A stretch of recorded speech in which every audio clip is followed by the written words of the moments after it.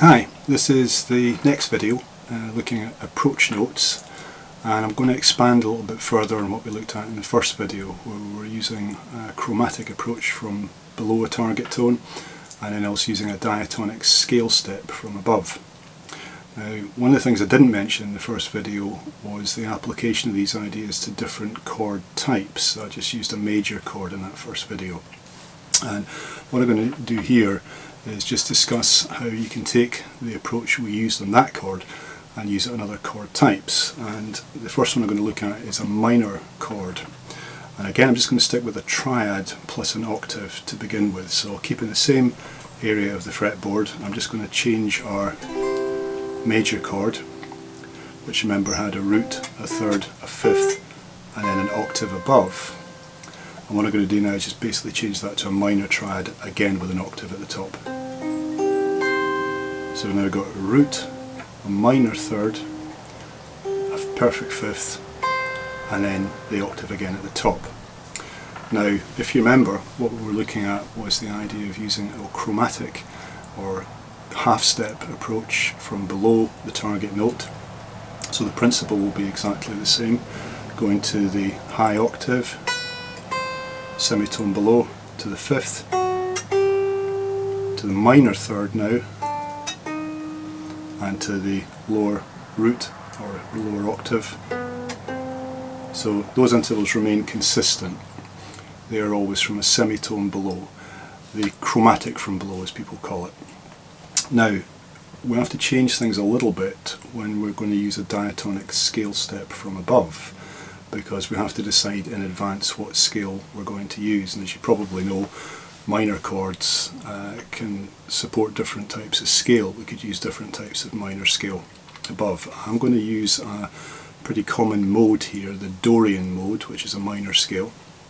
And that scale has a root, a second or ninth, a minor third, a fourth, a fifth, a major sixth, and a flattened seventh. So I've got to bear in mind those particular intervals when I'm going to use my diatonic scale step from above. So let's have a look and see what they are.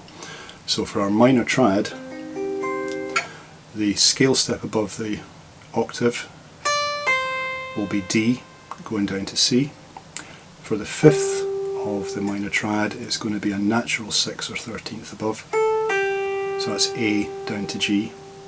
So actually those first two approaches from above are the same as the major chord. For the minor third, the E flat, I'm going to be using a note, the note F, which is a whole tone or a whole step above. And then finally for the lower octave or the root, again it's D down to C. So now, you may remember from the first video I did a combination exercise here, or two combination exercises, using the chromatic from below, scale step above, and we're going to use that approach now in this minor triad.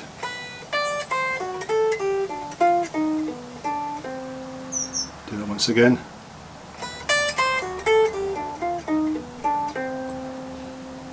And we can also reverse that. And then.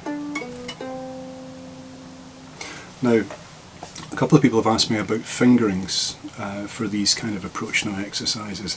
There's lots of different ways you can approach that, if you'll pardon the pun. Generally speaking, it varies on where I'm coming from and where I'm going to when I'm soloing, as regards what kind of fingering I might employ, but these are just exercises at the moment. So if it's easier, you might want to keep fairly similar fingerings. I used a lot of my fourth finger and first finger for the approach notes, going on to my second finger for the target notes. And I could actually just take that out of position and do the same thing there, or if I want to keep my hand more in position, I'm refingering it there, so on the lower approach notes I'm playing third finger there, first finger there in the next string, and then coming back to my fourth finger there. Sorry, it was third finger there, first finger to fourth. Personally, I don't think it's that big a deal, the fingering for this sort of stuff. You simply have to find what's comfortable. And as I say, it often depends how you're going to approach using these in your regular playing. But for an exercise, or from an exercise perspective, absolutely fine just to use the same, or broadly speaking, the same fingering. Okay, now in the next video I'm going to look at double chromatic approaches and some other combinations, so I'll see you then.